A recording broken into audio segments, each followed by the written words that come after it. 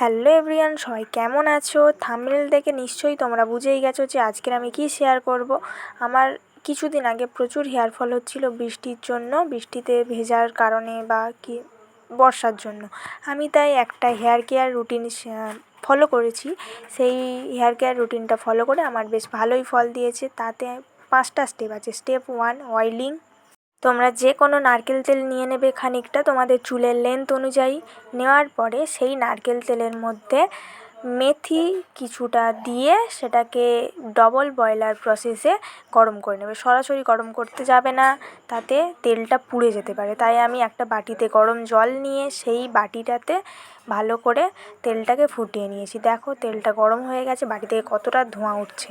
এবার চুলটাকে ভালো করে আঁচড়িয়ে, যাতে জট না থাকে, এরমভাবে আঁচড়িয়ে ভালো করে এই তেলটাকে অ্যাপ্লাই করতে হবে। খুব গরম তেল আবার অ্যাপ্লাই করা যাবে না, ঈষৎ উষ্ণ গরম থাকবে এইরকম টাইপের তেল তোমরা অ্যাপ্লাই করবে মাথায়।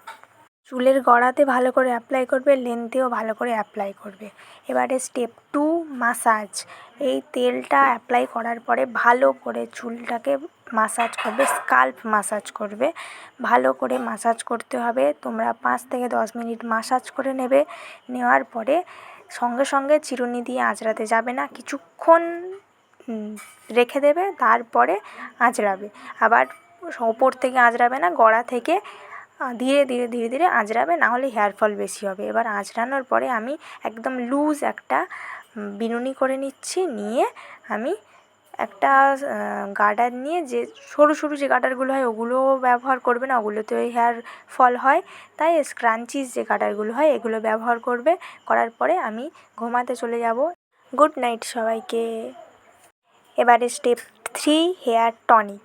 বাজারে অনেক ধরনের হেয়ার টনিক পাওয়া যায়। আলস গুডনেসের রোজমেরি, তারপরে আলস গুডনেসের রাইস ওয়াটার, কিন্তু সেগুলো অনেক দাম।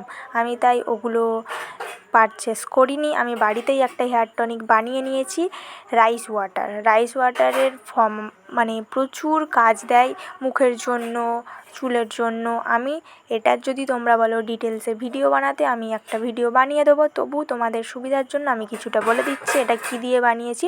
সারা রাত ধরে চাল ভিজিয়ে রাখবে এবং সেই চাল ভেজানো জলটাকেই তোমরা একটা স্প্রে বোতলে বা এমনি মাথায় মানে অ্যাপ্লাই করতে পারো। আমার কাছে স্প্রে বোতল ছিল, তাই আমি স্প্রে বোতল দিয়ে ভালো করে চুলের গোড়াতে, চুলের লেন্থে অ্যাপ্লাই করে নিয়েছি। এবার এটাকে তোমরা 20 থেকে 25 মিনিট রেখে দেবে। হেয়ার টনিকটাকে অ্যাপ্লাই করার পর আমি চুলটাকে বেঁধে 25 মিনিট রেখেছিলাম।